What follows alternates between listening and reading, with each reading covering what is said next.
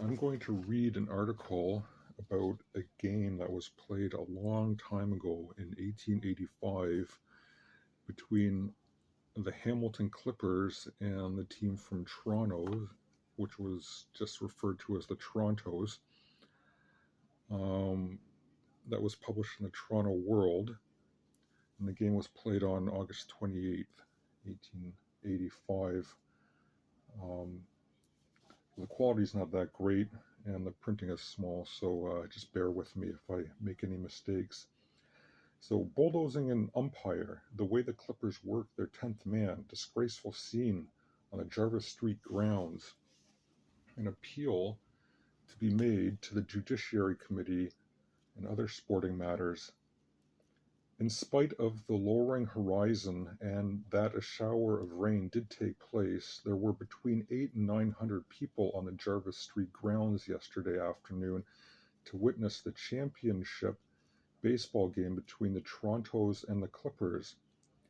Stenmeyer was in the box for the Torontos, and although he gave plenty of evidence that his ankle still troubled him, he pitched a rattling good game, striking out 9 men in the 7 innings that were played, and in the fourth making Collins, Croghan, and Stapleton, three of the visitors' best bats, fan the air in succession.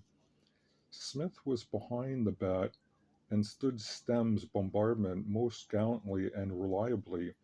He took long chances, however, in the third innings, plural. So 2 of the Clippers were out and 3 on bases when Chamberlain started to run on 3 strikes.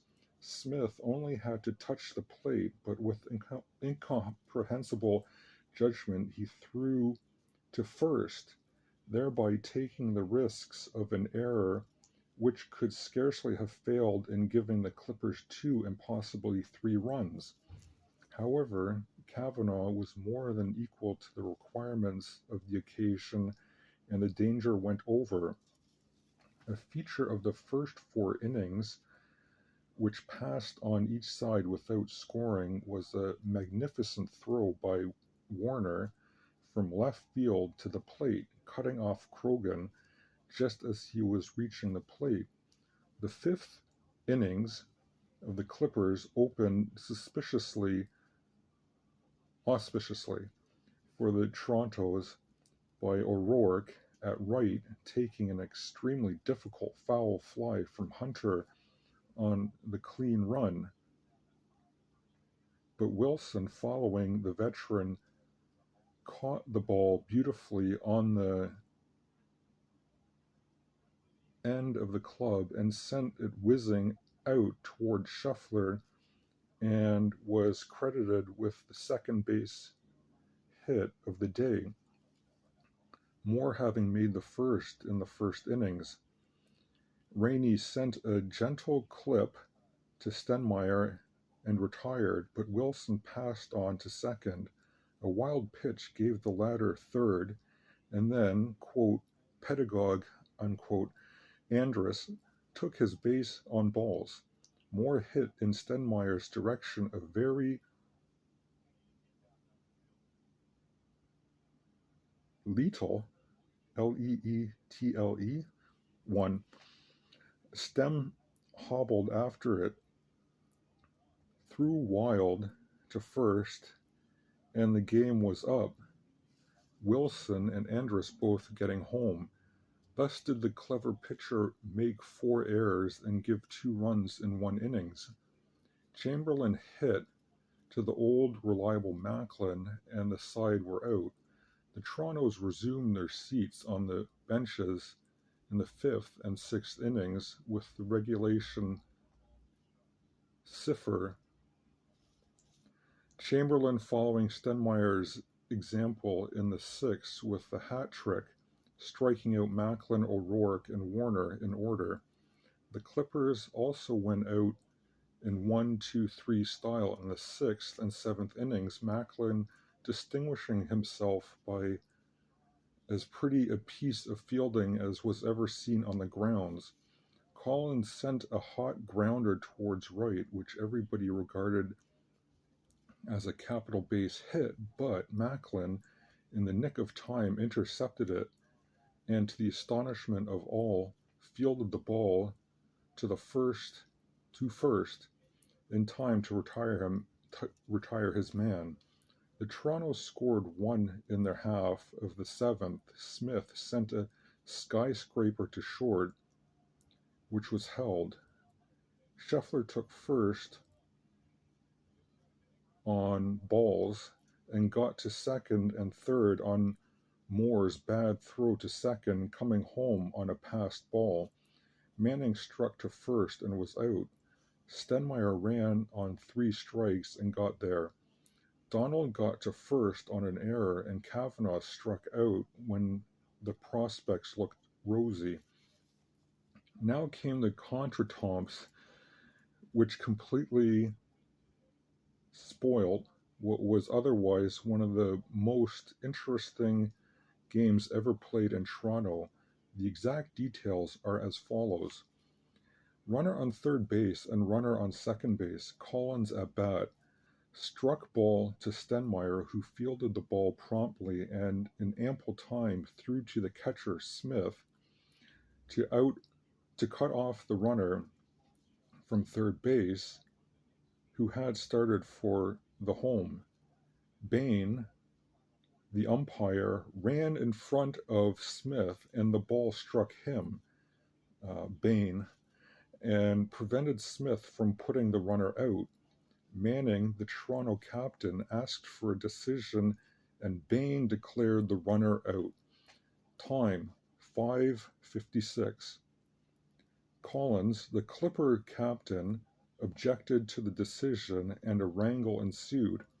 At 6:01, at the expiration of the 5 minutes time limit, vide Rule 45, Clause 3, which says, quote, a forfeited game shall be declared by the umpire in favor of the club not in fault if, after play be suspended by the umpire, one side fails to resume play within 5 minutes after the umpire has called, quote, play, unquote.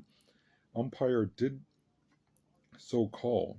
Collins refused to play and insisted that the run should count, and Manning claimed the game by a score of 9-0 in conformity with the above rule. Meanwhile, Collins, Stroud, bracket manager, and a majority of the Clipper players continued to wrangle and finally bulldoze the umpire, who, at 6:09, or 4 minutes after the time limit had expired, announced his determination to reserve his decision, which was in direct defiance to Rule 65, which says, quote, the umpire shall not reserve his decision on any point of play upon the testimony of any player engaged in the game or, quote, any bystander, unquote. After reversing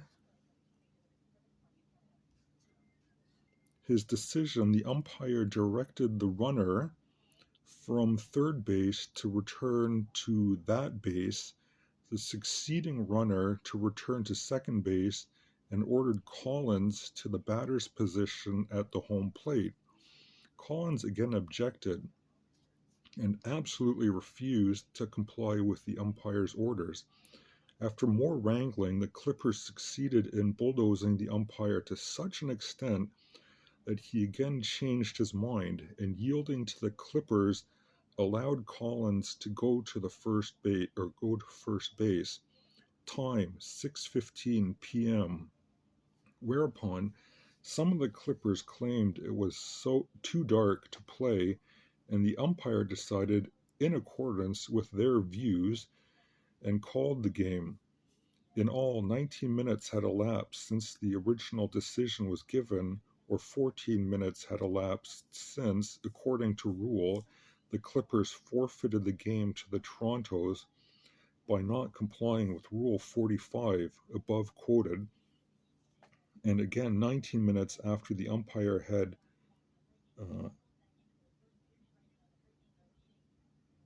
violated Rule 69, Clause 7, which says, quote, the umpire is only allowed by the rules to call, quote, time, unquote, in cases of rain as defined by the rules. The practice of players suspending the game to discuss or contest a decision with the umpire is a gross violation of the rules, and the umpire shall promptly fine any player who interrupts the game in this manner, unquote.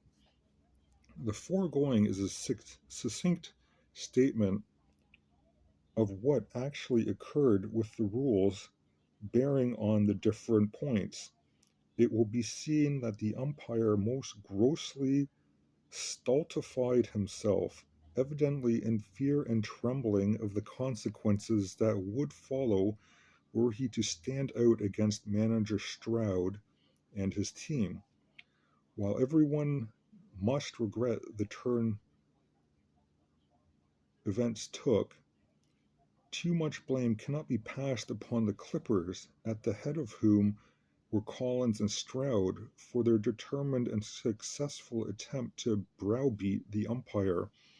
After yesterday's exhibition, it is evident that if baseball is to flourish in Canada, it can only be by having 2 or 3 paid umpires who will be impartial and independent of the wrath of such men as manager Stroud. Up to the time the interruption occurred, Bain had done fairly well. If he had erred, it had been without favor. But when the crisis came and he reflected upon the unpleasant position he would probably hold in the eyes of his fellow townsmen, he collapsed completely. It took him between 9 and 10 minutes to give way, but when the break came, it was overpowering. It was in fact little short of pitiful to see the meek and humble manner in which he surrendered, and the avidity with which he seized upon the suggestion that it was dark a full hour before it would really become too late to play. It was a disgraceful exhibition of intimidation on the one side and weakness on the other that it is to be hoped will never be seen on a Toronto ball field again.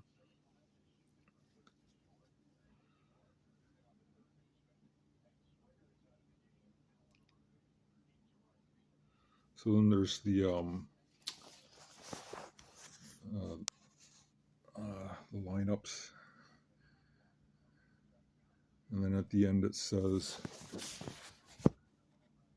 a suggestion was made in the evening to Mr. Stroud that the game should be played over